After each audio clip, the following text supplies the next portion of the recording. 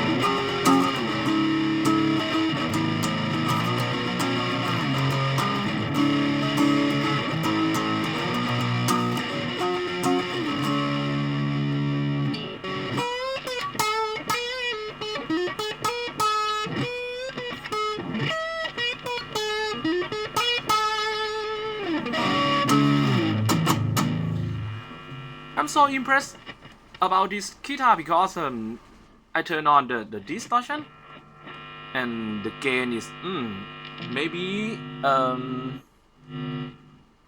gain, yes, 8 from 10. I turn on about 8 or 9, but you cannot listen about what we call it the noise sound for hollow body, just like the overtone, just like that. But this guitar is silent. This is I'm so impressive about this pickup, the Super 50X pickup.